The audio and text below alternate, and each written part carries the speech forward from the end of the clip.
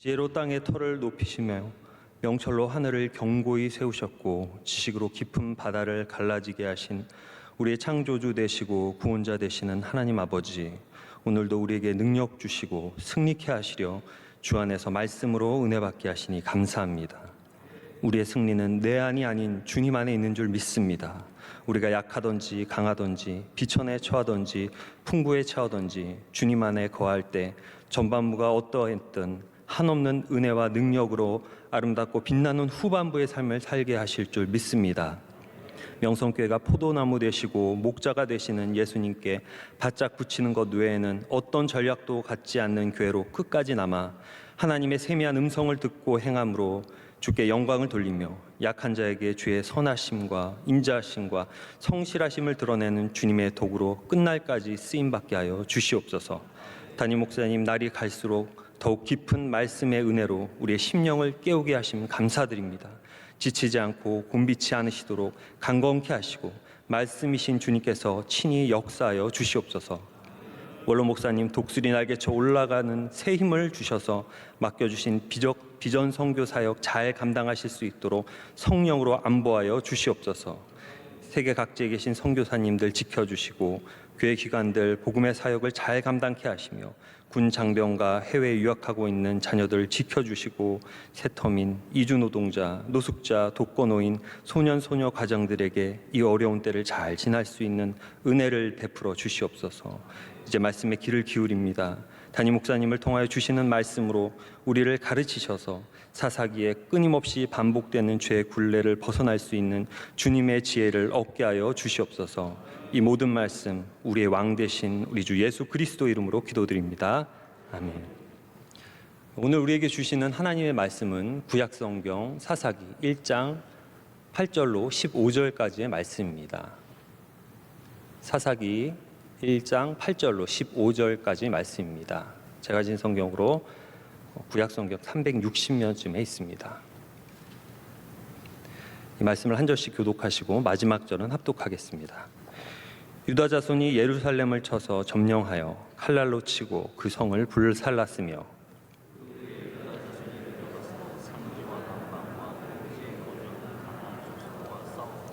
유다가 또 가서 헤브론에 거주하는 가나안 족속을 쳐서 세세와 아히만과 달메를 죽였더라. 헤브론의 본 이름은 기럇 아르바였더라.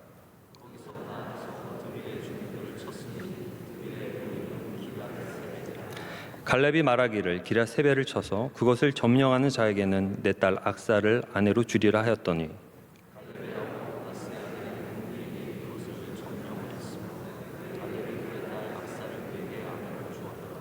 악사가 출가할 때에 그에게 청하여 자기 아버지에게 밭을 구하자 하고 나귀에서 내림에 갈렙이 묻되 내가 무엇을 원하느냐 하니 함께 읽겠습니다. 이르되 내게 복을 주소서. 아버지께서 나를 남방으로 보내시니 샘물도 내게 주소서 하매 갈렙이 윗샘과 아랫샘을 그에게 주었더라. 아멘. 이제 말씀으로 은혜 받는 시간입니다. 담임 목사님께서 윗샘과 아랫샘이라는 제 말씀을 전하실 때 큰 은혜의 시간이 될 줄로 믿습니다. 오늘 지난주에 이어서 사사기의 말씀 계속해서 우리 함께 보겠는데요. 지난주는 우리 사사기 1장 1절부터 7절까지 말씀을 통해서 사실 그 안에 있는 내용보다는 사사기 전체적인 맥락에 대해서 정확하게 우리가 다 일일이 얘기할 수는 없어도 몇 가지 중요한 주제들에 대한 말씀을 나눴습니다. 그래서 오늘 저희가 8절부터 15절까지 말씀이지만 1절부터 7절까지 내용을 좀 상기는 하고 넘어가야겠다라는 그런 생각이 있습니다. 제가 잠깐 언급을 하겠습니다. 제가 지난주 정한 제목은 절반의 순종이었습니다. 기억이 나십니까? 절반의 순종. 제가 이번 주 또 말씀을 준비하면서 제 서재에 꼽혀 있었던 팀 켈러 목사님의 우리 사사기 책을 우연찮게 이렇게 꺼내보게 되었는데, 이 팀 켈러 목사님의 사사기 첫 번째 파트 주제가 이거 굉장히 우연의 일치입니다. 절반의 순종이 빚은 결과더라고요. 제가 그래서 팀 켈러 목사님이랑 같은 수준입니다. 그래서 비슷한 제목으로 이게 그래서 목회자들이 보는 시선이 거의 대부분 같구나. 켈러 목사님도 우리 사사기를 열자마자 만나게 되는 하나님께서 분명히 이렇게 하라고 하셨는데 그것을 전적으로 순종하지 않아서 생겼던 이 가나안의 문제들, 이스라엘을 정복하지 않고 가나안 족속들을 내쫓지 않고 가만히 둠으로 인해서 가나안화되었던 그들의 문제가 이 절반의 순종, 하기는 했지만 다 하지 못한 그 순종에 바로 이유가 있다라는 것을 함께 나누는 그런 이것 같은 생각을 갖고 계신다는 것을 저도 알게 되었습니다.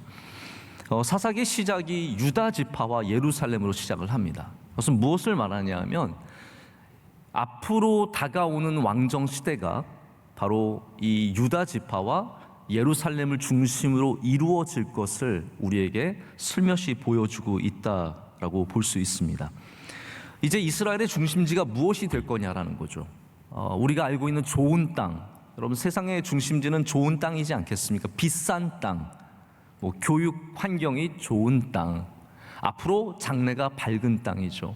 그러나 이스라엘의 중심지는 지금까지도 그렇습니다. 항상 하나님을 경외하는 땅, 하나님을 가장 중요하게 여기는 땅, 그것이 바로 중심지가 되었습니다. 여러분 우리 삶에도 중심이 되는 곳이 있습니다. 나의 무게가 실리는 곳. 여기는 중요하지만 나의 무게가 실리지 않고, 여긴 다른 사람들이 별로 보기에는 중요하지 않지만 나의 모든 것들이 실리는 곳이 있죠. 바로 그곳이 우리 하나님 앞에 나아가는 곳이 되어야 하고, 또 영적인 장소가 우리들에게 그렇게 있어야 할 줄로 믿습니다. 그것이 바로 사사기가 보여주는 바로 유다 지파로 시작되는 말씀이며, 또한 예루살렘을 이렇게 가서 도전하고 빼앗으려고 하는 이 모습 속에서 보여집니다. 이제 비로소 다윗의 때가 되어야 정말로 유다 지파가 예루살렘을 얻게 되고, 그로 말미암아 유다의 시대가 열리고 또 예루살렘의 시대가 열리는 것을 우리는 알고 있습니다. 1장에서 우리는 하나님께서 어떻게 말씀을 시작하는지 한번 귀 기울여 볼 수 있어야 합니다. 1장의 처음부터 하나님께서는 명령하십니다. 유다 지파보로 너희가 올라가라 라고 말씀을 하십니다. 우리 1장 1절을 한번 다시 보실까요? 이렇게 되어 있습니다. 여호수아가 죽은 후에 이스라엘 자손이 여호와께 여쭈어 이르되 우리 가운데 누가 먼저 올라가서 가나안 족속과 싸우리이까? 여호와께서 이르시되 유다가 올라갈지니라. 보라 내가 이 땅을 그의 손에 넘겨 주었노라 하시니라. 아멘. 자, 이 말씀에는 하나님께서 이제 여호수아가 죽었으니까 남은 가나안 족속들을 확실하게 정리하고 내가 너희에게 약속한 이 땅을 가지라라고 말씀을 하세요.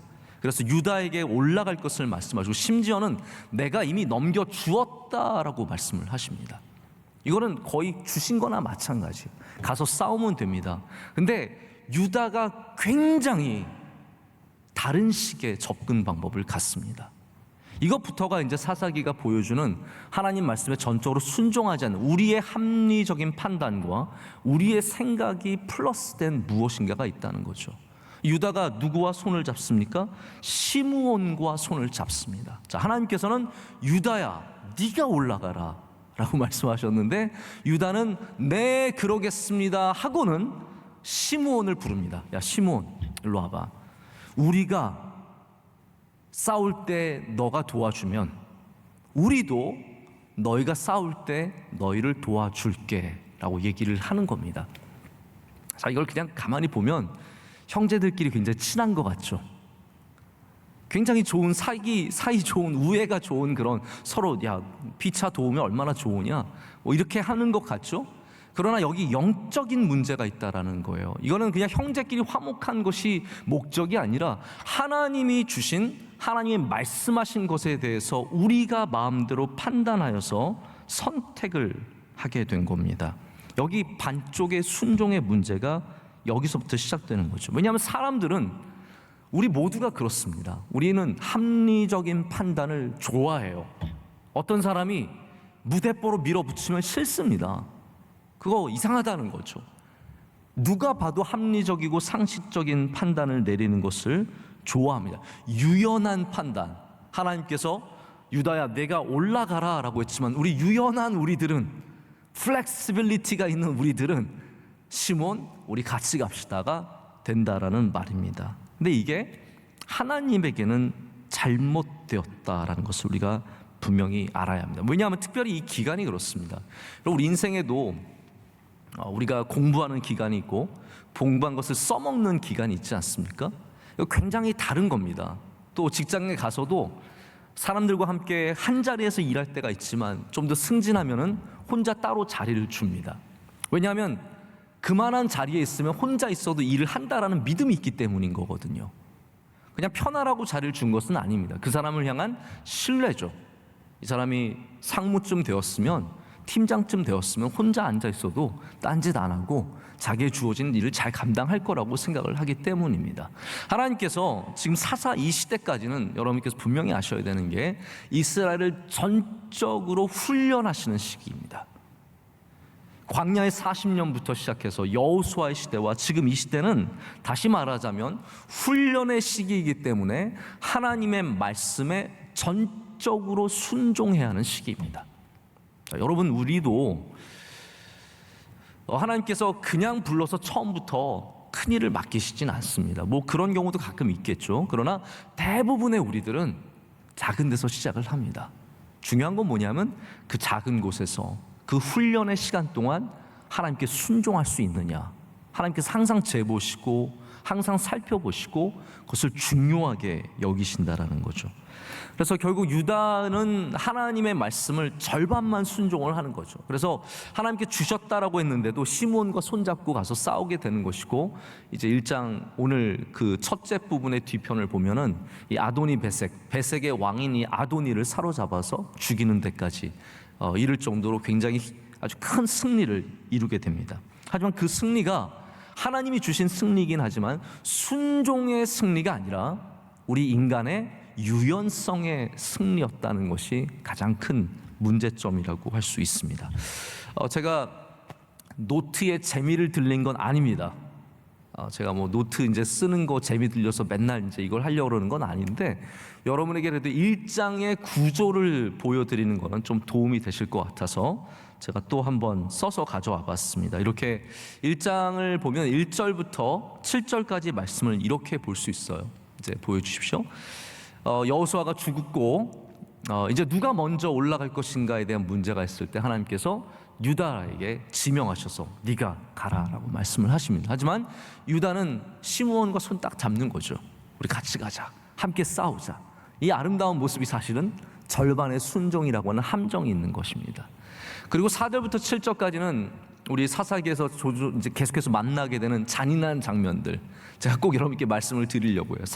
사사기에는 계속해서 끊임없이 잔인한 장면들이 나오는데 제가 그걸 일일이 다 읽거나 설명하지는 않겠지만 베색도 굉장히 잔인하게 또 죽음을 당하는 그런 모습들이 나옵니다. 자, 근데 이게 제가 지난주에도 말씀을 드렸지만 어떠한 모습이라고요? 이게 가나안화되어버린, 카나니제이션이라고 하는 가나안 사람들 닮아버린, 하나님의 백성들이 가나안식으로 사람을 처형하고 가나안식으로 전쟁을 하는 굉장히 안타까운 모습이 이 가운데 거울처럼 비춰진다라고 말씀을 드렸습니다.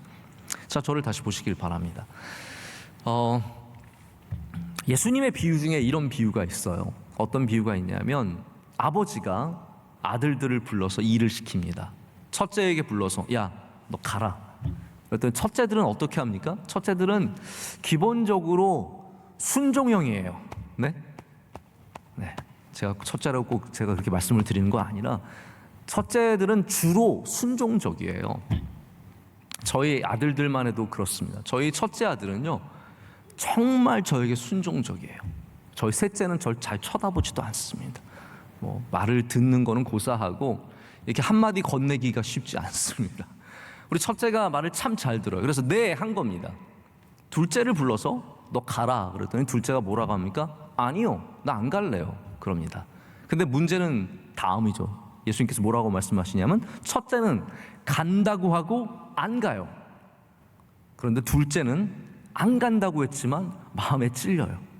그래도 아버지가 말씀하셨는데 가야지 하면서 가게 됩니다. 저는 이 말씀이 이제 구원에 대한 말씀이에요. 유대인들에게 하나님께서 먼저 복음을 주시고 그들을 불러주셨지만 그들은 믿는 척하지만 결국 그 복음을 받아들이지 않죠. 하지만 이방인들은 잘못된 삶을 살았지만 회개하고 돌아와서 예수 그리스도를 구주로 맡게 되는 이러한 것에 대한 말씀인데, 저는 그걸 보면서 이 순종이라는 게 참 이와 비슷할 때가 많다라는 생각을 해보게 되는 거죠.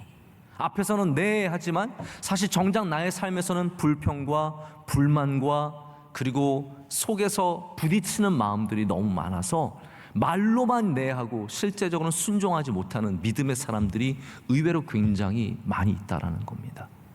그런 사람들이 바로 유대인들의 마음을 가져버린, 이 굳은 마음을 가져버린 그러한 모습을 닮아간다라는 것이죠. 저와 여러분은 우리 사사기 말씀을 통해서 하나님께 좀 더 온전한 순종으로 나가기를 간절히 소망합니다. 순종하는 자에게 하나님께서 반드시 그 순종의 열매를 따먹게 하시는 은혜를 주실 줄로 믿습니다. 자, 사사기의 문제는 이 가나안 족속들이 큰 성을 갖고, 예를 들어서 뭐 여리고라든지 아이라든지 이런 큰 성을 갖고 있을 때는 열심히 싸웠던 거예요. 그리고 그 가나안을 얻어내기 위해서 힘을 내어서 우리의 희생에도 불구하고 열심히 싸웠는데, 여호수아가 죽고 나서 이제 성이 많이 남지도 않은 거예요. 이제 가나안은 이 12지파가 힘만 모아서 자기에게 맡겨주신 땅만 열심히 개간하고, 그리고 거기에 있는 가나안 족속들과 싸우면 충분히 완전한 점령이 가능한데, 어떠한 문제가 생기냐 하면 요 정도 남은 건 괜찮을 거야의 문제가 생긴 겁니다. 이 사람들 정도 남은 거는 우리가 어떻게 해볼 수 있을 거야. 다 없애지 않아도, 다 내쫓지 않아도 우리가 충분히 여기에서 하나님을 잘 믿는 백성들로 또 우리가 행복하게 살아갈 거야라는 그런 마음이 든 거죠. 이것도 유연성입니다. 이 정도면 되겠지라는 마음이죠. 거기에다가 이 가나안 사람들은 그들에게 지난주 말씀드린 노예가 되어서 노동력을 제공해주는 훌륭한 노동력이었거든요. 내가 삶이 편해졌는데 그 편한 삶을 포기하는 것은 결코 쉬운 일이 아닙니다. 믿는 사람들이어야, 분명한 신앙이 있어야 편안함을 포기할 수 있죠. 근데 믿음이 없으면, 하나님을 향한 경외함이 없으면 우리는 자연스럽게 더 편안한 것이 최고의 것인 줄 알고 그렇게 따라갈 수밖에 없는 것이죠. 결국 이 이스라엘 영토 전체의 문제, 사사기의 문제는 바로 여기에서 시작되었다는 것이죠. 괜찮아 보이는, 이 정도면 괜찮다라고 하는. 근데 여러분, 우리에게 주신 이 노동력이라든지 편안함이라든지 이런 것이 하나님이 주신 복일 수도 있고 세상이 주는 유혹일 수도 있다라는 것을, 우리가 그걸 믿음 가운데 어떻게 잘 분별할 수 있느냐가 참 중요하다는 것을 말씀을 드리고 싶은 겁니다. 그리스도인들은 이 가나안의 흔적들과 가나안의 편안함과 하나님이 주시는 축복을 분별할 줄 알아야 합니다. 그래서 하나님이 주시는 축복을 향해서는 힘있게 나아가고, 세상이 주는 이 가나안이 주는 편안함, 우리를 하나님으로부터 멀게 하는, 그게 이제 핵심이거든요. 하나님으로부터, 믿음으로부터, 예수 그리스도로부터 더 멀게 하는 이 편안함들은 철저하게 경계할 줄 알아야 된다는 것이죠. 그리고 무엇이 우리를 하나님께 가까이 가게 하고 무엇이 우리로 하나님과 멀어지게 합니까? 사람들은 고난이 하나님과 멀어지게 한다고 생각을 많이 하죠. 그렇지 않습니다.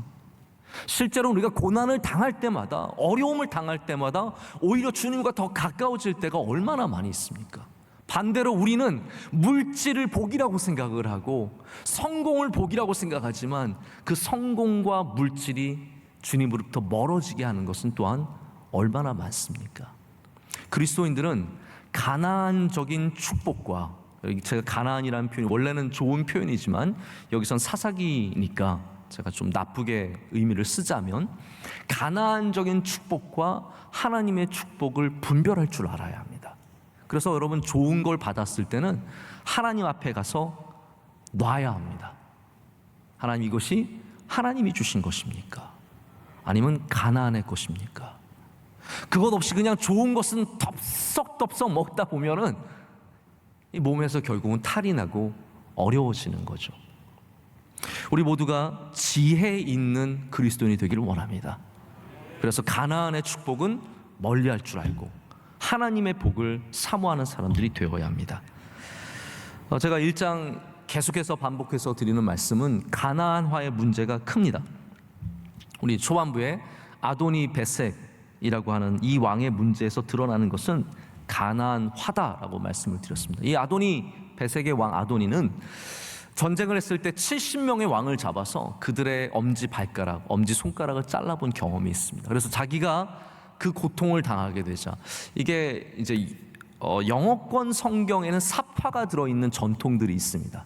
그래서 예전 성경들 찾아보면은 이런 사사기에도 아도니 베색의 엄지 발가락 자르는 장면이 잘 그려져 있는 책들도 있더라고요. 그 비참한 상황 속에서 아도니 베색의 머리를 스쳐간 생각이 무엇입니까? 아, 내가 이렇게 했더니 내가 이렇게 똑같이 당하는구나 라는 그런 고백을 하게 돼요.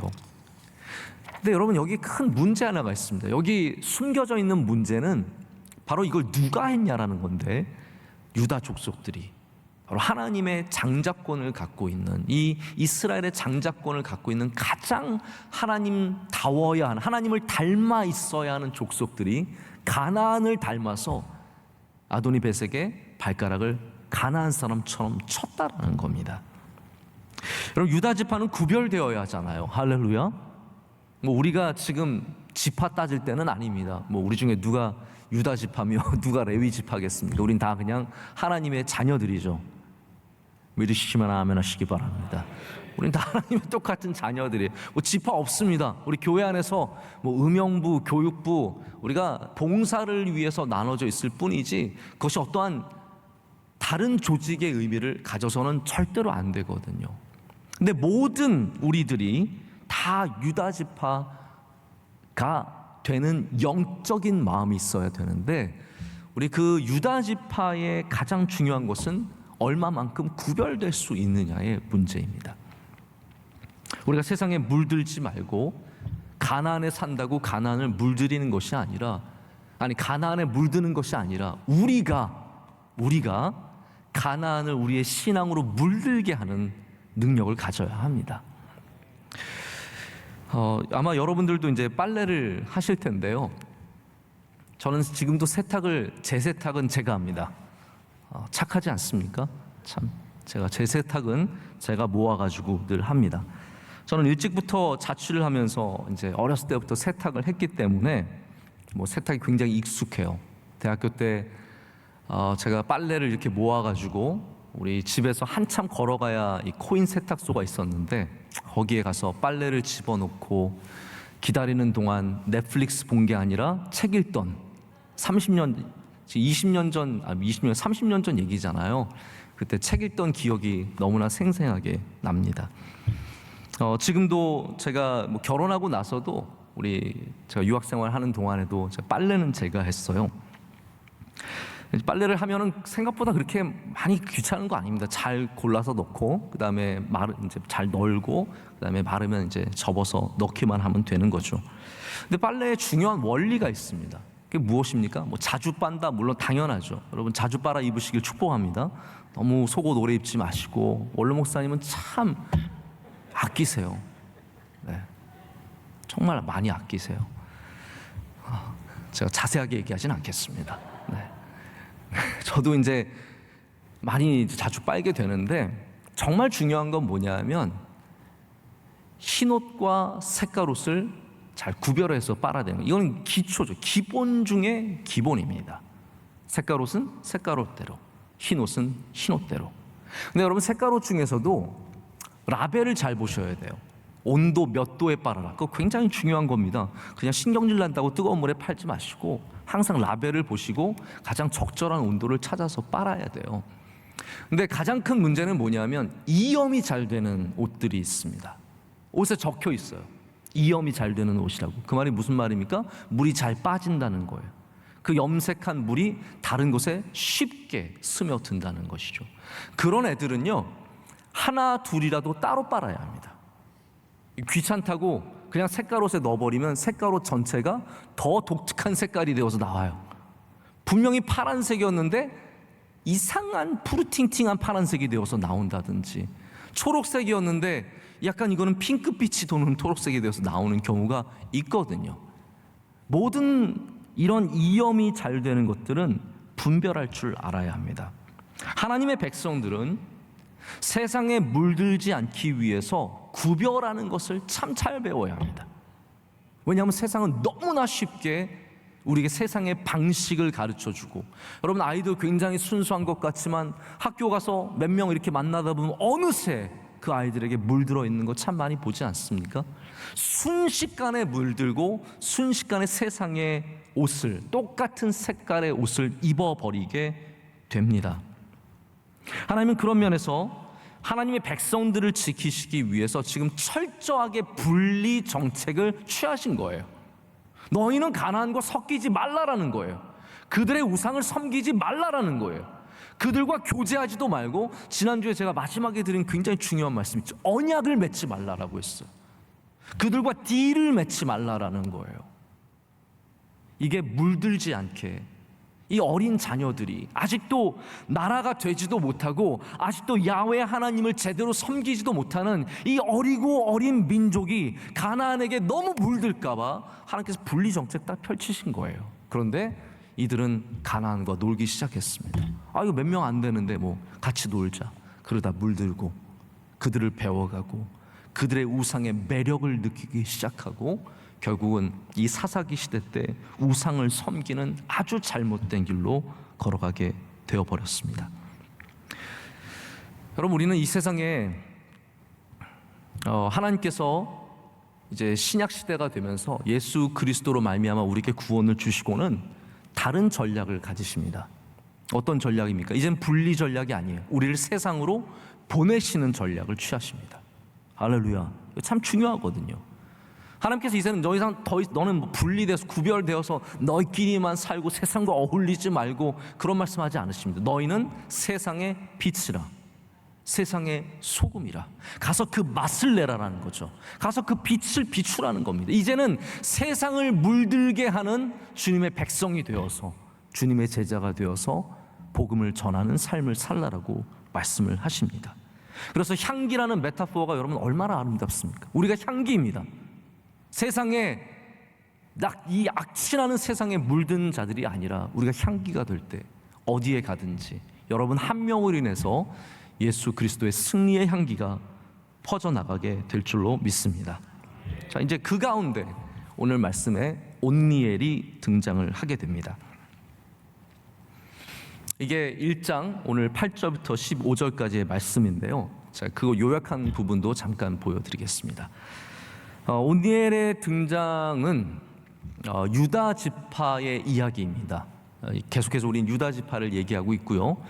유다 자손은 하나님의 명령에 의해서 예루살렘과 헤브론을 점령하게 되죠. 헤브론 하면 여러분 누가 기억이 나십니까? 여호수아의 헤브론을 갔던 사람이 누구죠? 갈렙입니다. 다 알고 계신데 그냥 말 안 하고 계신 거죠? 네, 감사합니다. 갈렙이 그 산지를 내게 달라고 헤브론을 가요. 제가 이 문제에 대해서 좀 말씀을 드리겠는데 좀 이따 말씀을 드립니다. 그리고 여기 드빌이라고 하는 이 기랏 야셀이라고 하는 이 지역이 있는데 여기 사람들이 굉장히 강했나 봐요. 그래서 갈렙도 이 사람들을 쉽게 처리하지 못하는데 이 갈렙의 조카인, 갈렙의 아우의 아들인 이 온니엘이 가서 드빌을 정복합니다. 드빌을 정복하는 자에게 갈렙이 자기의 딸인 악사를 주게 됩니다. 그래서 악사와 온니엘이 결혼을 하게 되죠. 그리고 후반부 이야기는 뭐냐면 그 다음에 이 온니엘과 악사에게 땅을 줘요. 근데 이게 참 중요합니다. 이제 거기 지도 보셨죠, 여러분? 지도를 보면은 제가 일부러 출애굽 경로를 보여드렸어요. 출애굽은 밑에서 올라오는 게 아니라 저렇게 위에까지 올라온 다음에 길가를 건너가는 그 출애굽 경로가 있는데, 그리고 나서 이제 예루살렘과 헤브론과 드빌이 있습니다. 근데 제가 밑에 네게브라고 적어놓은 게 있어요. 이제 저를 보십시오. 갈렙이 자, 이 정도 내가 사랑하는 딸이잖아요. 뭐 악사가 싫어서 온니엘한테 준 건 아니잖아요. 내가 사랑하는 딸 악사를 온니엘에게 주었고, 온니엘은 사사입니다. 지금 굉장히 중요한 지도자예요. 근데 이들에게 어떤 땅을 줍니까? 네게브라는 땅을 줍니다. 네게브는 어떤 땅입니까? 이스라엘에서 가장 메마른 땅, 가장 살기 힘든 땅, 가장 더운 땅, 물이 없는 땅, 바로 가장 척박한 땅을 그의 딸과 사위에게 주게 됩니다. 근데 여기 이제 마지막 메시지가 무엇입니까? 윗셈과 아랫셈을 주게 되죠. 그러면서 그것을 소망으로 향해서 나아갑니다. 저는 이걸 보면서 우리를 많이 생각해 보게 되었습니다. 우리도 이 세상에 다 좋은 땅만 얻는 것은 아니거든요. 하나님께서 우리를 사랑하시지만, 우리를 아끼시지만 네게브를 주실 때가 있어요. 근데 중요한 건 뭐냐면 거기에 셈이 있으면 된다라는 겁니다. 그곳에 예수 그리스도의 셈이 있으면 우리 네게브에서도 넉넉하게 살아갈 수 있다는 것이죠. 그래서 1장 8절부터 15절, 제가 이거 어느 주석에서도 찾아볼 수는 없지만 제가 말씀을 읽으면서 느낀 감동이 그거예요. 아, 이거는 갈렙의 전통이다 라는 거예요. 여호수아를 마치고 우리 이제 사사기를 만났습니다. 여호수아의 뒤를 잇는 사람들이 어떻게 보면 사사들이죠. 온니엘과 드보라도 나오고 기드온도 나오고 이런 사람들이 다 다른 지파들입니다. 그런데 제가 오늘 이 말씀을 보면서 이게 갈렙에 대한 이야기잖아요. 유다 지파에 대한 이야기인데 갈렙에 대한 이야기예요. 이것부터가 굉장히 독특한 구조를 갖고 있고, 자, 이걸 통해서 하나님께서 이 유다 지파 안에 이방인이었던 여러분 많은 성서학자들은 갈렙이 이방인 출신이라고 얘기를 합니다. 이방인이었던 갈렙의 그 귀한 믿음의 뿌리를 심어 놓으셨다는 것을 제가 좀 생각을 해보게 되었습니다. 거기에 대해서 제가 오늘 남은 시간 동안 말씀을 드리고 말씀을 맺으려고 합니다. 그래서 온니엘은 물론 갈렙의 조카이기여서도 그런 이유가 있지만 여호수아의 계보를 잇는 것보다는 오히려 갈렙의 계보를 잇는 듯한 느낌이 굉장히 많이 들고 이게 참 아름답다라고 제가 말씀을 드리고 싶습니다. 자, 갈렙의 전통이 무엇이냐? 제가 한 두어 가지만 말씀을 드리려고요. 첫 번째는 뭐냐면 충성이에요. 할렐루야. 충성입니다. 여호수아가 충성 안 했다는 것이 아니라 성경에서 갈렙을 가장 아름답게 보는 시선이 갈렙의 충성이라는 거예요. 그래서 갈렙에 대한 이야기가 여호수아의 15장에 이제 쭉 나오게 되는데, 갈렙에 대해서 설명을 하면서 어떤 얘기가 나오냐면 갈렙이 가나안 땅을 정탐하고 가나안 땅을 하나님이 우리에게 주신 땅으로 본 이유를 얘기합니다. 그 이유가 무엇입니까? 하나님께 충성하였으므로예요. 다른 이유가 아닙니다. 그가 특별한 눈을 가져서가 아니라 어떤 분들은 땅 잘 보죠. 이 땅 앞으로 값이 오를 거야. 이 땅 사두면 좋아. 아니요, 갈렙은 전혀 그런 시선은 하나도 없었어요. 어떤 땅이 좋은 땅인지도 몰라가지고 헤브론 누가 가질래? 제가 가질. 그게 갈렙이에요. 갈렙은 약간 멍청한 사람이에요. 갈렙 정도의 공을 세운 사람이라면 비옥한 땅, 비가 많이 내리는 땅, 좋은 땅 찾아야 되는데 남들이 안 간다고 하는 헤브론 간 사람이잖아요. 그 사람이 무슨 보는 눈이 있어요? 보는 눈 하나도 없죠. 하지만 그가 가나안을 보고 담대한 마음을 품었던 것은 멍청해서가 아니라 하나님께 충성하는 마음이 있어서였다는 겁니다. 성경이 이야기하는 갈렙의 이야기예요. 제가 방금 말씀드린 것처럼 많은 주석가들이 갈렙을 외국인이었을 것이다 라고 가능성을 제기합니다. 그래서 갈렙을 설명할 때 그니스 사람 여분네의 아들이라는 표현을 쓰죠. 그니스는 창세기 15장에 나오는 가나안 족속 중에 하나입니다. 내쫓으라고 하는 가나안 족속이에요. 근데 갈렙이 오늘 말씀도 보시면 아시겠지만 유다 지파에 들어가게 돼요. 장자 집안에 들어가게 됩니다. 유다 지파의 대표로 정탐을 가기도 하고, 오늘 말씀에도 보면 유다 지파의 땅들을 갈렙이 정복하는 것을 보여주게 됩니다. 이게 여러분 어떻게 가능한 일입니까? 여러 가지 이유가 있겠지만 근본적으로는 이런 이유를 찾아볼 수 있어요. 성경에서 우리 출애굽할 때 이스라엘 백성들이 출애굽을 하죠. 근데 순수 혈통 히브리만 출애굽합니까? 아닙니다. 거기 말씀을 보면 온갖 잡족들이 함께 갔다라고 되어 있어요. 그러니까 하나님께서 이스라엘 백성들을 부를 때, 야 너는 어느 지파 사람이야, 너희 아빠 누구야, 너희 엄마 누구야, 족보 대봐, 그래서 부르신 게 아니에요. 그런 사람들도 있었겠죠. 그러나 하나님을 경외하는 사람들 다 불러주신 거예요. 출애굽이란 원래 그런 거예요. 하나님께서 우리를 구원하실 때는 혈통 봐서 구원해 주시는 것이 아니라 하나님을 믿는 자들을 구원하시지 않겠습니까? 그래서 그렇게 불러주시거든요. 그래서 아마 갈렙은 그때 같이 오게 된 사람 중에 하나였을 것이다 라고 생각을 해보게 됩니다. 근데 그 갈렙이 수많은 의심의 눈길 속에서도 철저하게 하나님께 충성하게 됩니다. 모세도 뭐라고 말하냐면 저 사람 하나님께 충성하는 사람이라고 얘기합니다. 바로 그러한 평가를 받기가 얼마나 어렵겠습니까? 얼마나 서럽겠습니까? 갈렙은 그런 사람이에요. 그런 사람이 하나님의 말씀을 붙잡고 이 헤브론에서 지금 계속해서 가나안을 정복하는 일을 이어가고 있는 겁니다. 그래서 갈렙의 두 번째 전통은 뭐냐면 도전 정신입니다. 도전 정신. 이게 지금 사사기에 처음에 나오는 온니엘에게서 숨겨져 있는 갈렙의 혈통의 모습 가운데 나타나는 겁니다. 제가 아까도 말씀드렸지만 갈렙이 험한 산지 헤브론을 요구하거든요. 80이 넘었는데 웬만한 사람들은 포기할 만한 땅 헤브론을 요구합니다. 나는 한 65세, 70세 됐으니까 이제는 접고 편하게 살아야지가 아니라 갈렙은 어려워도 힘들어도 남들이 안 가는 그 헤브론 땅을 요구합니다. 우리가 산을 운동 삼아서 다녀서 그렇죠. 산을 개간하려고 다녀보면 산은 전혀 다른 존재가 됩니다. 아름답지 않습니다. 이스라엘의 이 땅들이 저도 가봐서 조금은 알죠.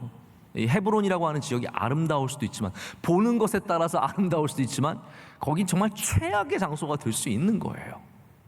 원래 돈 많은 사람들이 언덕에 살아요. 돈 많은 사람들은 언덕에 살면서 돈 없는 사람들 밑에 어떻게 사는지 구경하는 거 좋아해요. 그래서 외국에도 보면 다 유명한 비싼 동네는 힐자가 들어가죠. 베벌리 힐스. 다 그런 데서 유명한 데서 부자들이 거기에 살죠. 그러나 갈렙은 돈이 많아서 산지로 간 것이 아니라 어쩌면 아직까지도 유다 지파 안에서 그의 위치가 불안정했기 때문에 그는 좋은 땅이 아니라 이런 험한 땅을 아마 가졌을 수도 있을 거라는 생각을 갖습니다. 자, 그러면 나는 어렵게 살았으니까 우리 부모님 마음들이 어떻습니까? 나는 어렵게 살았으니까 우리 자녀들은 편하게 사는 거, 그거 얼마나 좋은 겁니까? 나는 힘들게 학교 다녔으니까 너는 쉽게 다녀라. 나는 고생하면서 살았으니까 너는 좀 편하게 살아. 나는 못 먹고 살았으니까 너는 많이 먹고 살아라. 근데 갈렙은 그의 딸에게 무슨 땅을 준다고요? 네게브를 준다고요. 여러분, 못된 아빠 아닙니까? 참 매정한 아빠 아닙니까? 근데 여러분, 이게 제가 마음엔 그런 것 같아요. 갈렙은 땅이 중요한 게 아니라 잘 믿는 게 중요했습니다. 하나님 잘 경외하는 게 중요했습니다. 그렇기 때문에 자신의 딸에게도 좋은 땅에 사는 것이 중요한 것이 아니라 하나님을 경외하는 것이 중요한 것임을 분명히 가르쳐 주기를 원했다는 생각을 해봅니다. 그래서 다른 분깃이 아니라 이 네게브라고 하는 가장 험한 땅을 줍니다. 제가 이스라엘에 자주 다녀본 것도 아니고 한두 번 다녀와서 이렇게 잘 아는 척하고 말씀을 드리는 게 굉장히 죄송하지만 네게브는 참 불편한 곳입니다. 우리 시편에 보면 울며 씨를 뿌린다는 표현이 있지 않습니까? 네, 울며 씨를 뿌리는 자는 기쁨으로 그 단을 거두리로다. 그게 남방의 이야기예요. 남방에서는 절대로 웃으면서 씨를 뿌릴 수가 없습니다. 이 남방이라고 하는 네게브는 씨를 뿌리면 바람이 먼저 다 데려갑니다. 여러분 아시죠? 팔레스타인은 전부 다 뿌리는 거예요. 씨를 뿌립니다. 그러면 바람이 전부 다 데려갑니다. 몇 개가 남겠죠. 그리고 나서 비가 오잖아요. 비가 오면은 흙이, 네게브는 이 위에 있는 광야에서 바람이 불면 고운 흙들만 네게브에 쌓이게 됩니다. 우리 밀가루랑 똑같아요. 밀가루 1등품은 어떻게 뽑나요? 바람을 불어서 제일 멀리 가는 그 밀가루가 제일 곱고 제일 좋은 밀가루인 거예요. 거기 여러분 밀가루 반죽할 때 물 부으시면 어떻게 돼요? 물이 막 흘러가죠. 위에서 물이 막 착하게 그냥 안으로 쑥 들어가지 않잖아요. 네게브는 그런 지역이에요. 그래서 비가 오면은 비가 땅으로 싹 스며드는 게 아니라 처음에는 막 위에 흙을 헤집고 다니면서 온갖 씨를 전부 다 버려버리게 되는 거예요. 그래서 남방에서 씨를 뿌리는 자는 눈물로 씨를 뿌리게 되죠. 근데 하나님이 약속하신 것이 무엇입니까?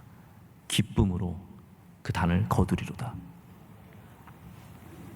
갈렙은 절대로 쉬운 인생을 택하지 않았습니다. 항상 도전했습니다.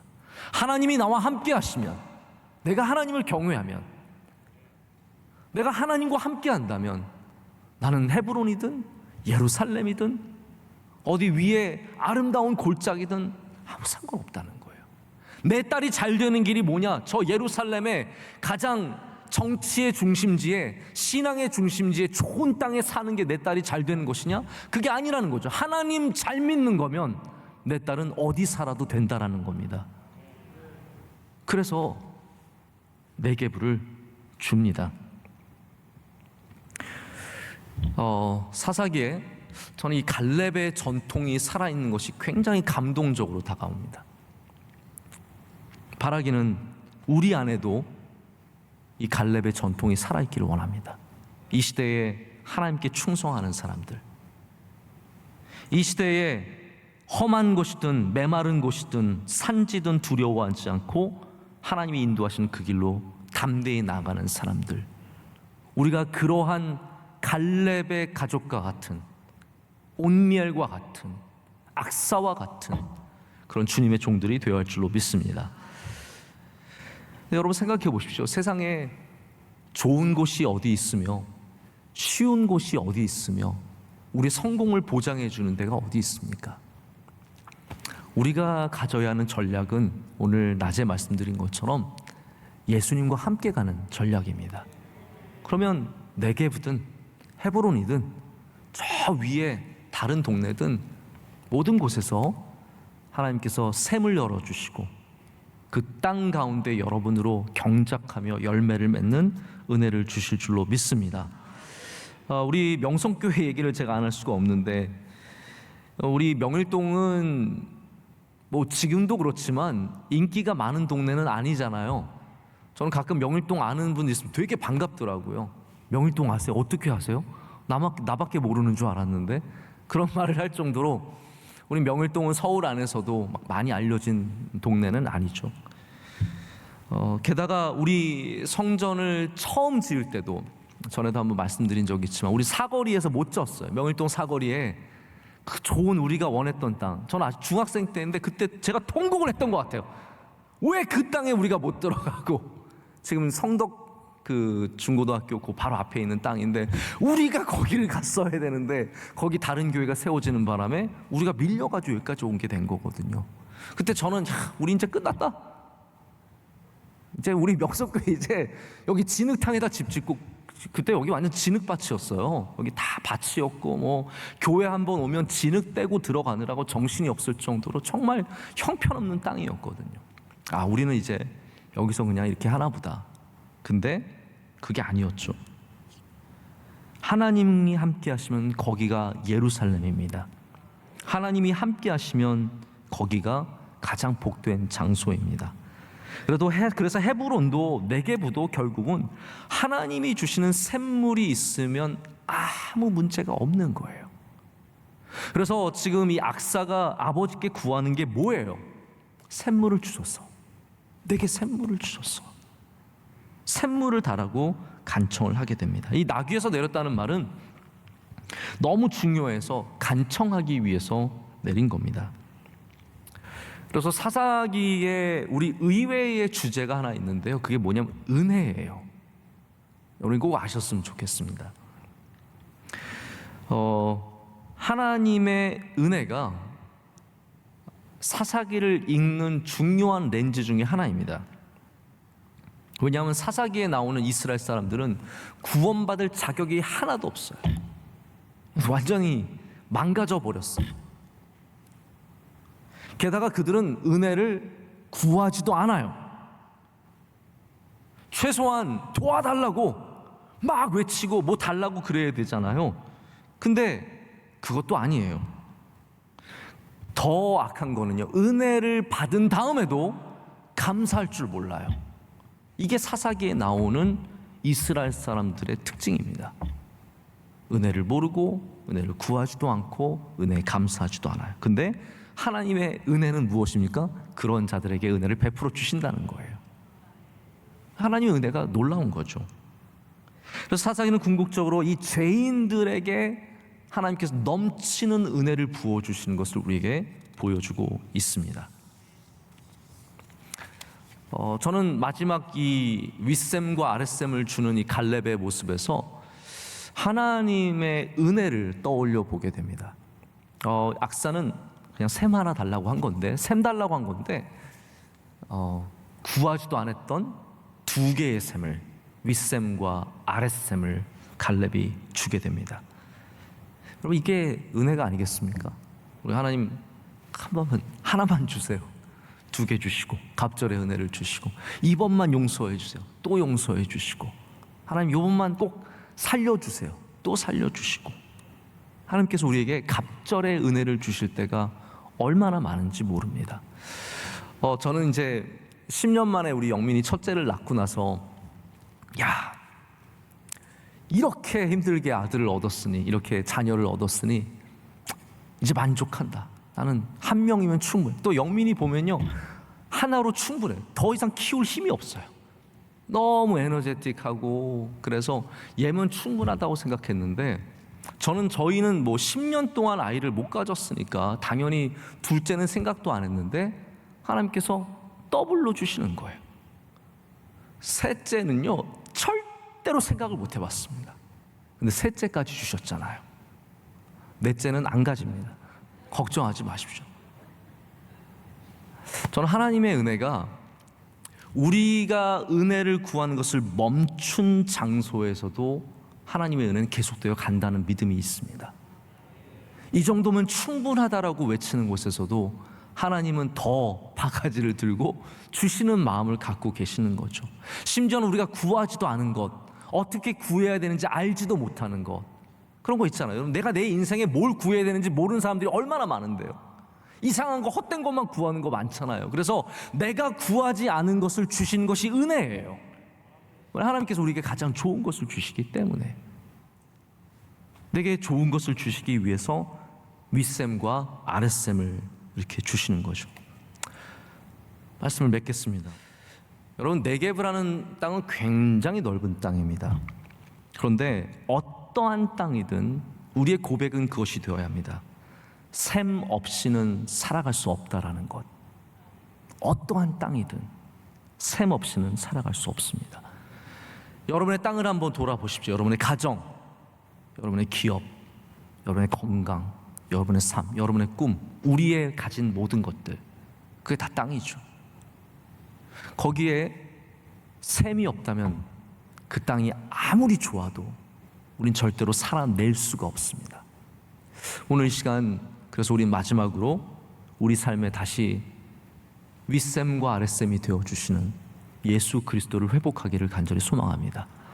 그분이 우리의 삶에 셈이 되어주실 때 네게브에 있을지라도 복이 있고, 헤브론에 있을지라도 복이 있고, 예루살렘에 있을지라도 복이 있는 그런 복된 주님의 백성들이 될 줄로 믿습니다. 우리 함께 찬양합니다. 온 마음 다해 찬양하시겠습니다.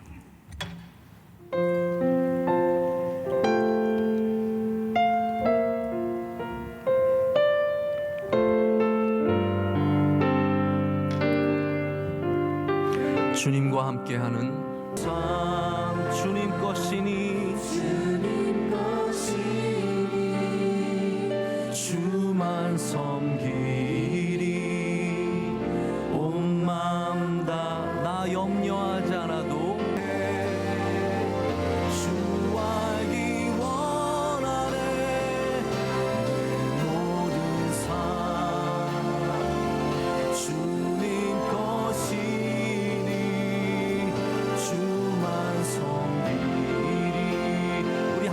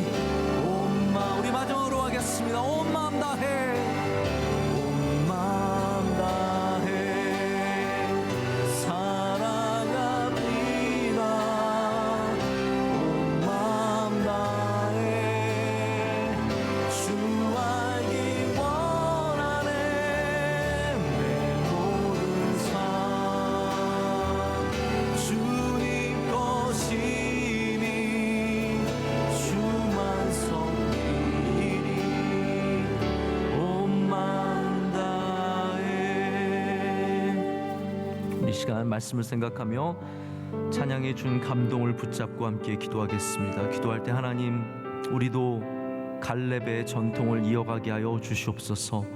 주님께 영원토록 충성하는 종들이 되게 하여 주시오며, 세상을 바라볼 때 충성의 눈으로 바라보게 하여 주시고, 끊임없이 도전하게 하시되 내게 주신 땅이 네게브일지라도 윗물과 샘물을 사모하며 그 땅에서 하나님께 영광 올려드리는 삶을 살게 하여 주시옵소서.